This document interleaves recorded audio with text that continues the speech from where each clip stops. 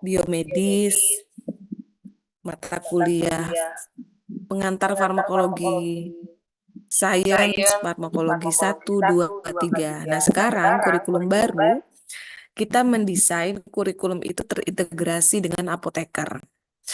Kalau kalian lihat Undang-Undang Kesehatan Nomor 17 Tahun 2023 yang baru, itu S1 sarjana itu bukan masuk lagi sebagai tenaga kesehatan. Yang disebut tenaga kesehatan itu nanti adalah profesi, vokasi, dan spesialis.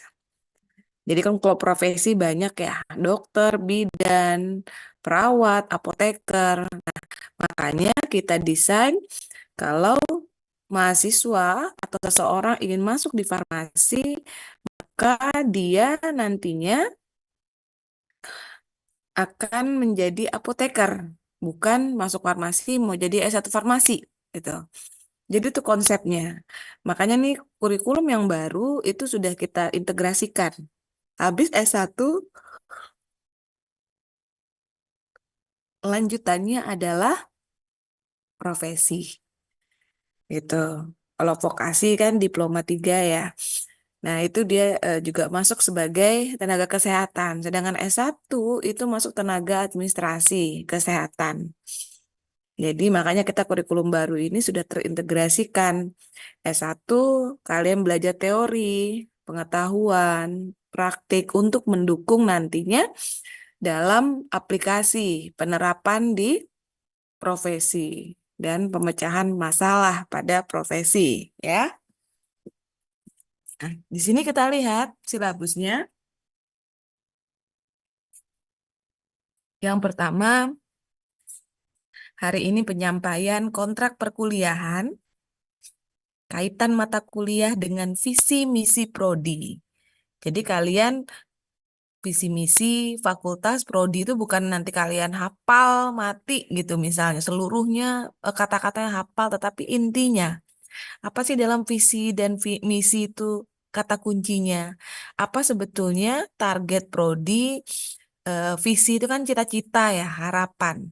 Apa targetnya dalam 5 tahun ke depan, 10 tahun ke depan, bahkan jangka panjang 20-30 tahun ke depan, apa harapan dan cita-citanya Prodi?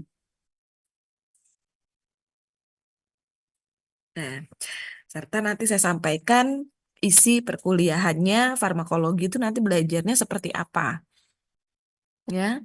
Jadi yang kedua, di sini pertemuan berikutnya nanti akan saya jelaskan sejarah, lalu cabang-cabang ilmu dari farmakologi atau farmakologi itu kalau dari tinjauan pengertiannya farmakon plus logos, ilmu mengenai obat, tentang obat. Di dalamnya ada sub besar yang nanti kalian pelajari, yaitu kalian kenal nanti akan ada namanya konsep dasar farmakokinetik dan farmakodinamika.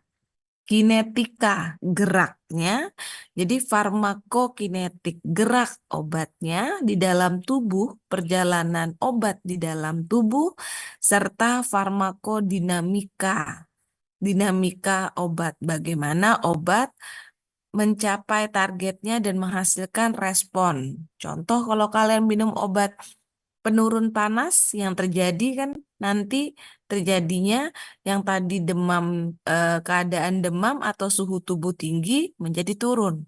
Nah, itu namanya farmakodinamik efeknya, responnya dari suatu obat. Selanjutnya, nanti kalian belajar konsep protein. Kan taunya kalian, oh ini mengandung banyak protein Bu, kalau makanan, telur misalnya, atau daging, protein nabati, daging hewani, nabati, ya kan? Nah, kalau di dalam tubuh juga protein ini merupakan suatu senyawa yang nantinya kebanyakan sebagai target dari obat. Nah, kan makanya harus tahu dulu si protein tersebut. Lalu enzim, ya kan? Lanjut, setelah protein, enzim, atau bagian-bagian organelnya sel, lanjut ke sel.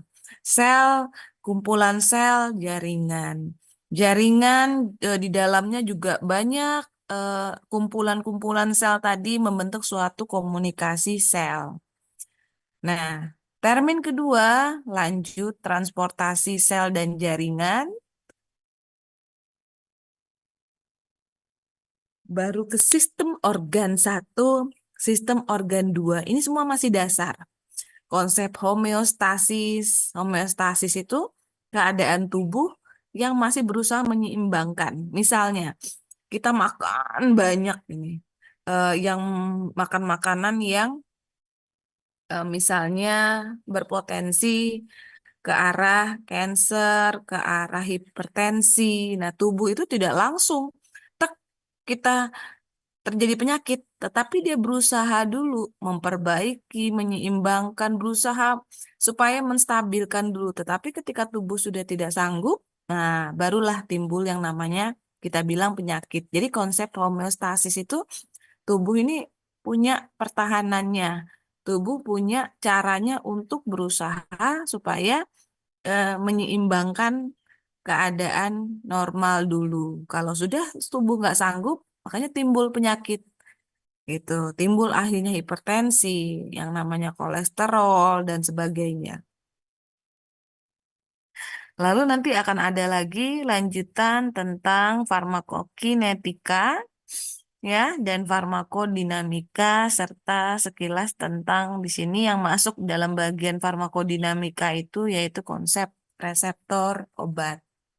Ya, itu yang harus konsep-konsep dasar yang kan harus kalian ketahui sebelum nanti kalian belajar obat. Nah, untuk semester berikutnya yang namanya farmakologi satu nanti akan ada pastinya farmakologi 2. Ini lanjutan.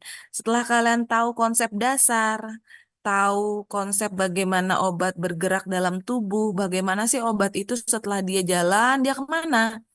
Terus dia kok sampai kita eh, menjadi suatu efek yang tadi batuk terus kita nggak batuk, yang tadinya tekanan naik jadi turun, atau keadaan misalnya asma yang tadinya menyempit pembuluh apa namanya saluran pernapasan jadi longgar misalnya, dilatasi, melebar, itu gimana sih obat itu kok sampai mencapai respon seperti itu. Nah, setelah tahu secara dasar semua, ya, kalian juga belajar sistem organ. Kenapa sih kok di farmakologi kok kita belajar sel jaringan ya Bu ya? Kok belajar organ-organ?